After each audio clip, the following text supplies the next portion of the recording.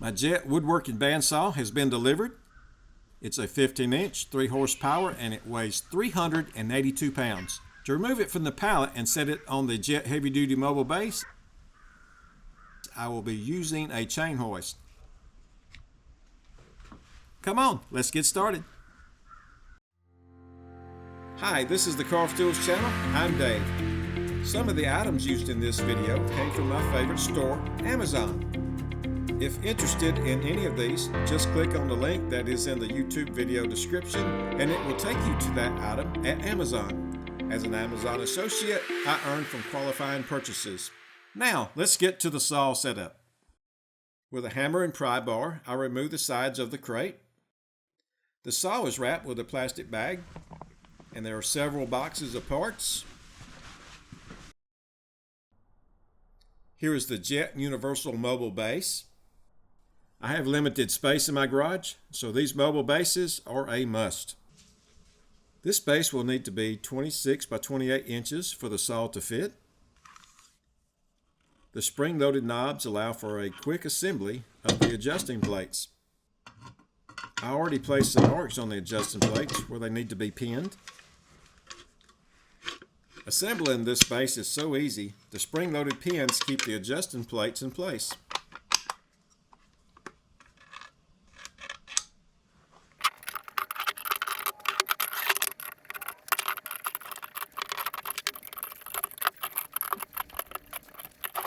And here is the 26 by 28 mobile base. And now the fun part is getting this base under the 300-something pound saw. These are the saw parts unboxed.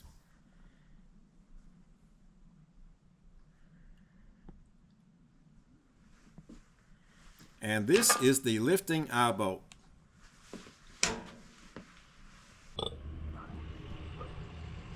Now here's where the eye bolt is to be screwed in. The lifting bolt is in place. I used the chain hoist.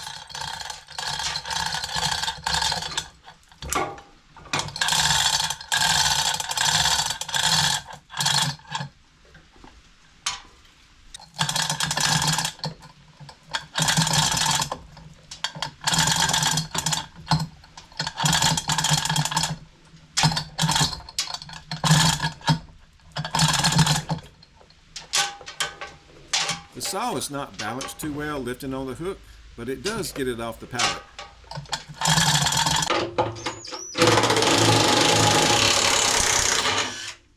I removed 4 lag bolts.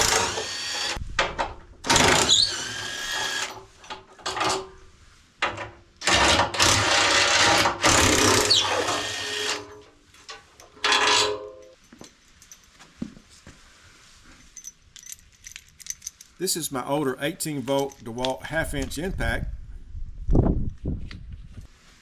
All of my 18-volt batteries finally died. This is a 20-volt battery, and I have a 20-volt to 18-volt battery adapter, and it was really inexpensive. So old tools really can have a second life. I will put this adapter in the description if you're interested.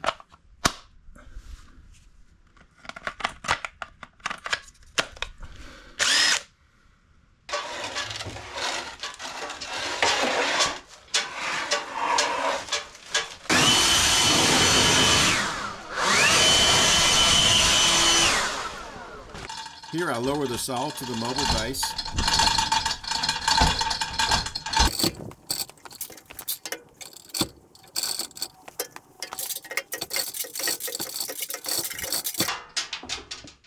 There's no way I could lift this saw without the chain hoist.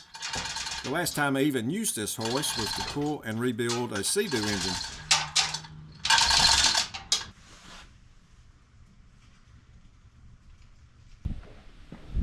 Here is the cast iron tabletop with its rust protection applied.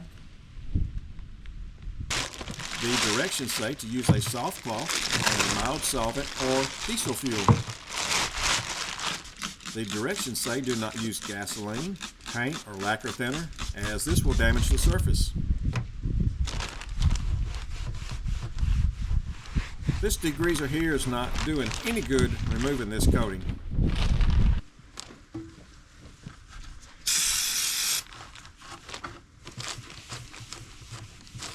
Now this is working good. Hope this is not on the do not use list. This brake cleaner worked fantastic. Time for some parts installation. I install the hand wheel. It has 2 set screws to be tightened. This hand wheel raises and lowers the guide post. I remove the shipping bolt from the table slot. This will be replaced with a bolt and nut later on.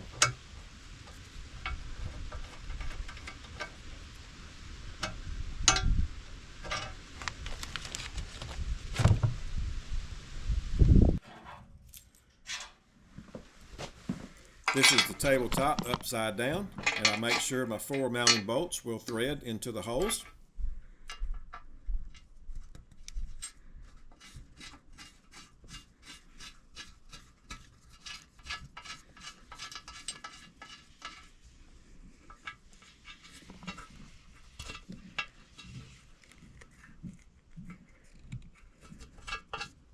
And I had 2 that did not want to thread in there, and I use an 8mm tap to chase the threads.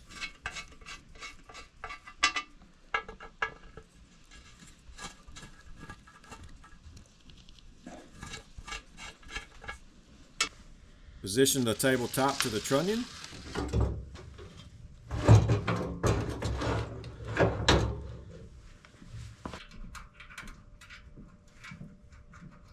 I use a drift pin to locate the hole.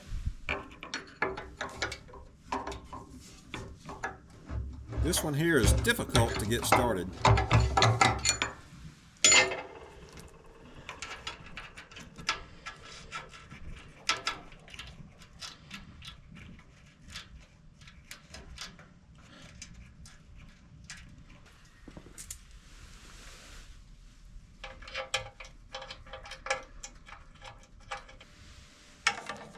This is the bolt with a handle. Remove the paper from the saw blade. Now you are exposed to a sharp blade. To square the table to the blade, here I take a straight edge and make it flush against the front and back of the blade. This is a very important adjustment, and you will need some patience.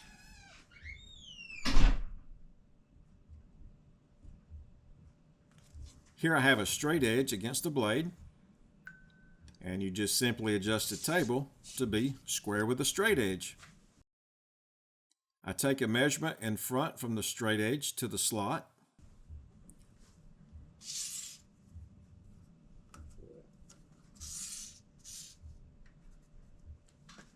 Should be the same at the rear. So just keep adjusting the tabletop until they are the same. Then tighten the 4 table bolts. This adjustment was very tedious. Install the guide rail. Leave the nuts loose for now so it can be adjusted.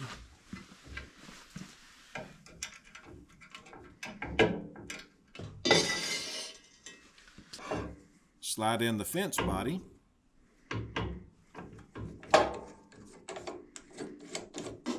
Slide in the rip fence.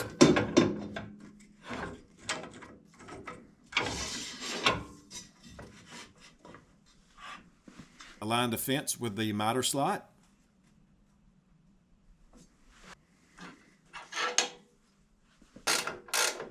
Tighten the guide rail nuts.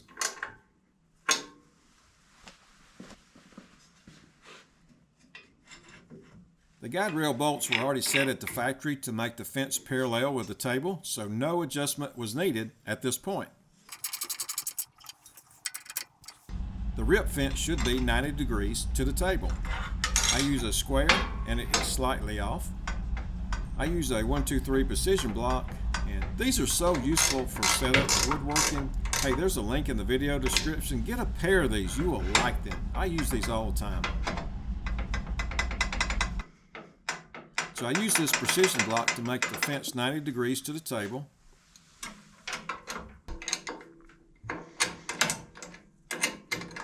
I continued to adjust both of the guide rail bolts until the block had no play.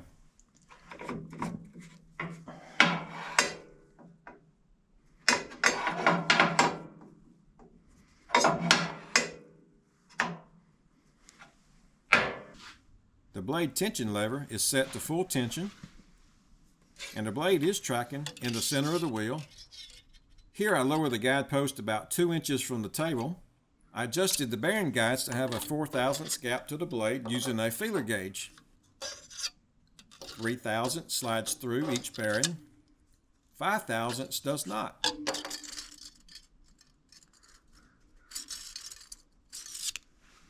Here you can't really see the thrust bearing. It's adjusted to 1/64 from the blade. The adjustment is the same on the bottom. 3/1000 slides through on each bearing, and 5/1000 does not.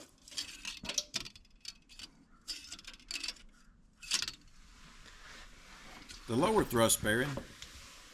What were the engineers thinking? The adjustment has a jam nut or locking nut, and this is very difficult to reach and adjust.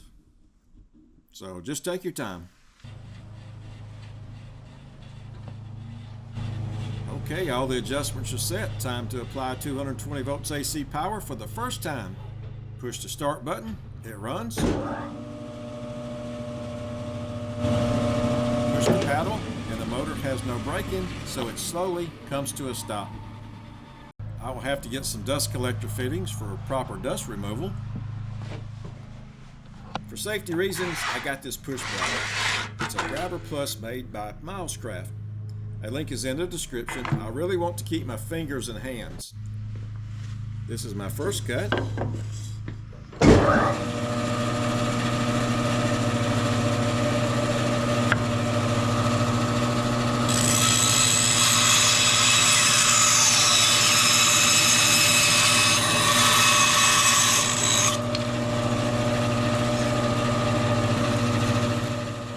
Now I'll make a half cut using the miter gauge.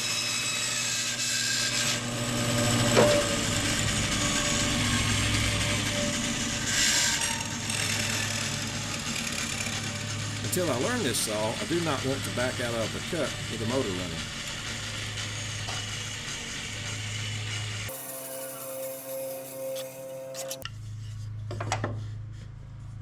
I flip the board over to see if the blade slides back into the cut. It slides in easy, so I will say this is cutting at 90 degrees.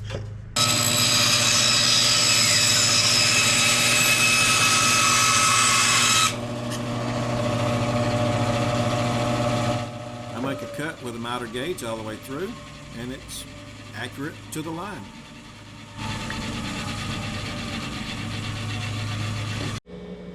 Now this is why I bought the bandsaw. The main thing I wanted was to be able to make rip cuts from wide lumber. Here I used the Milescraft Grabber Plus push block and a push stick.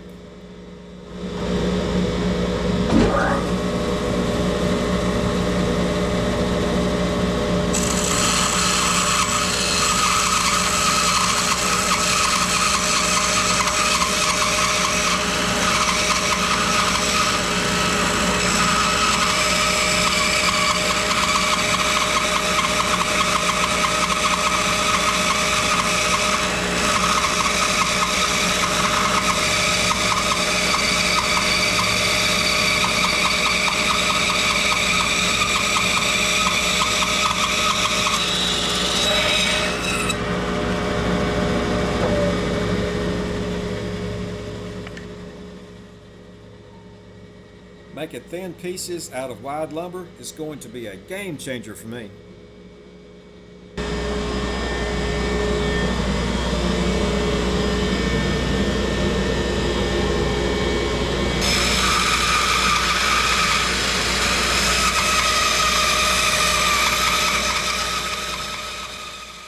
This blade is from the factory. It's a 1/2 inch, 6 tooth per inch. I have a Timberwolf 1/2 inch, 3 teeth per inch, and that should work even better. So, as I will be learning about blades for this saw and how they cut, and if you have some tips you would like to share, please leave a comment.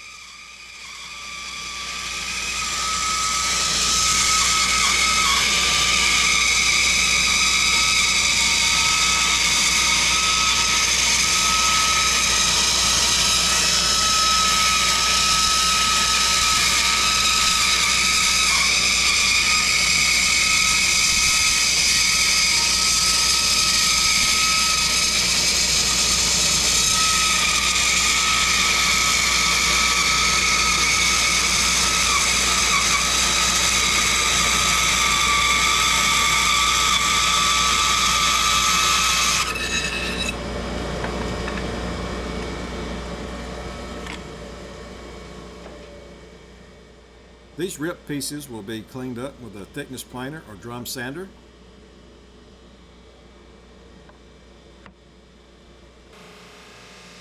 Here I run these through my Jet drum sander.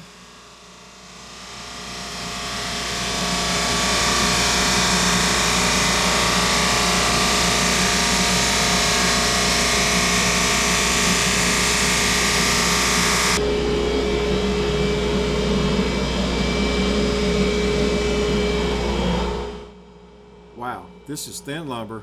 Wished I had this 20 years ago.